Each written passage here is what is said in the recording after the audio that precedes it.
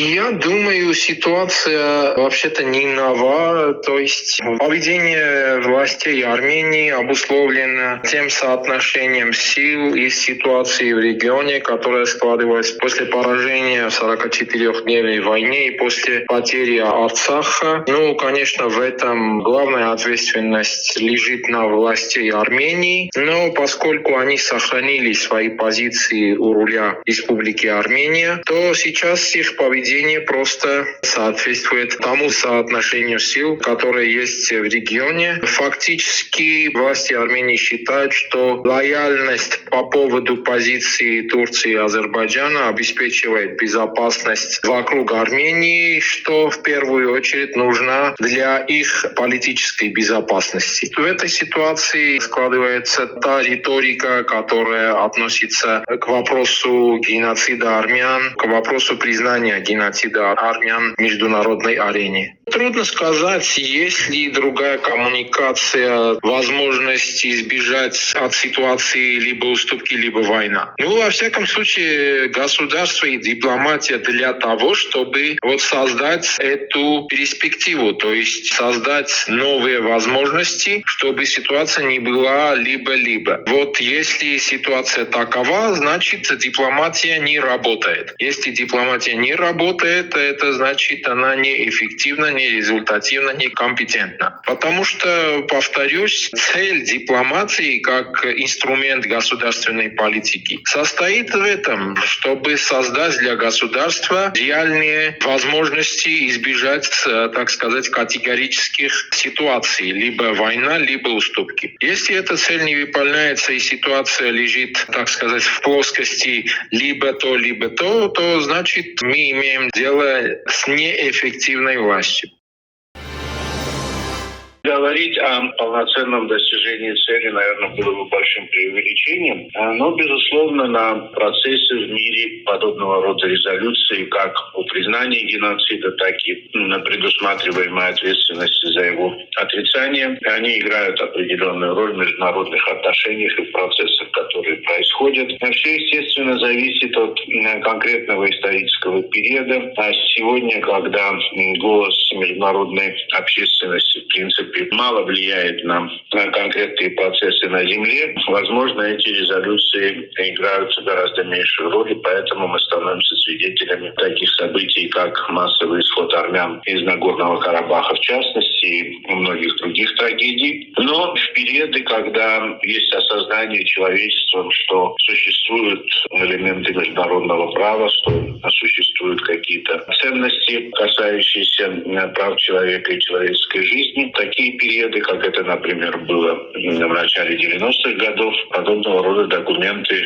они становятся довольно важными и играют роль. Для этого должны произойти довольно серьезные изменения в самой Турции, и для развития этой страны по либерально-демократическому пути, по пути признания свобод и прав граждан, на этом пути я не исключаю признание геноцида как исторического факта самой Турции. И мы знаем, что часть турецкой общественности, в принципе, склонна признавать то, что произошло. Но здесь есть такое препятствие, как естественное опасение Турции как государства о каких-то мерах ответственности, которые сыграют чрезмерно отрицательную роль для всей страны. Поэтому та динамика, которую мы наблюдаем сегодня и в международных отношениях, как я уже говорил, и в процессах, которые происходят в самой Турции, не свидетельствует о том, что эта страна приближается к признанию геноцида, но прекрасно понимаем, что события происходят очень противоречивые, и никогда не можешь знать, что будет я уже не говорю через 100 лет, а что будет даже через 5 или 10 лет в ближайшей перспективе. Поэтому ничего отрицать невозможно, можно только говорить о тенденциях. Сегодня тенденции в сторону признания Турции геноцида просто отсутствуют.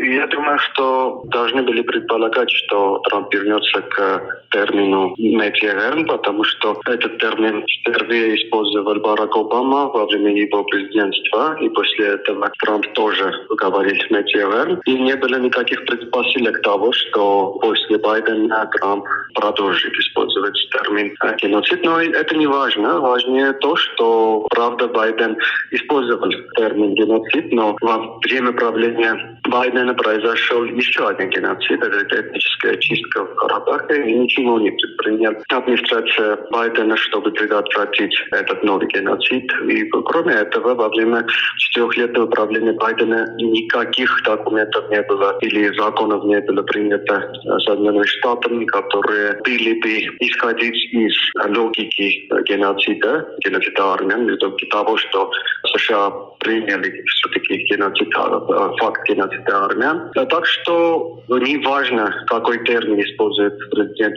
Соединенных Штатов, важнее то, что он делает для укрепления американо-армянских отношений. В этом ключе очень важно то, что в своей речи Трамп говорил о стратегическом партнерстве Армении и Соединенных Штатов Америки. И здесь очень большое поле для работы. Из Армении нам нужно взять этот факт того, что Трамп использовал термин «стратегическое партнерство», этот факт, и попробовать согласовать с Соединенными Штатами дальнейшие действия между Арменией и Соединенными Штатами. В первую очередь нужно напомнить и пытаться реализовать все то, что написано в законодательстве стратегического партнерства, которое подписали Армения и Соединенные Штаты 14 января. Трамп и в предыдущее свое президентство говорил «медиаверн». Это вариант, который администрация Обамы объяснила как возможность удовлетворить и ожидания Еревана, и ожидания Анкары, но произошло совсем наоборот. Но для Трампа это не важно. Для Трампа важнее то, что можно говорить «медиаверн» и не создавать проблемы с Турцией. Что касается вопроса ЕУМа, то здесь нужно учитывать, что Европейский Союз не един. 27, уже 28 стран являются членами Европейского Союза, и у очень многих из них позиция по геноциду не совпадает с позицией Еревана. Так что не нужно здесь искать иголку в стоге сена. Здесь проблема в том, что не все страны были согласны с тем, чтобы использовать термин «геноцид». Разница в том, что геноцид – это юридическая форма преступления. «Медиаверн» – это вариант, который используют армяне. И Трамп может, или кто-нибудь другой может Турции объяснить, что мы юридически не сказали геноцид. И это получается, что это не геноцид. А говоря с нашими официальными лицами, они могут сказать, что мы используем «Медиаверн», и это для вас означает геноцид. То есть здесь и волки сыты, и, как говорится, бараны существуют.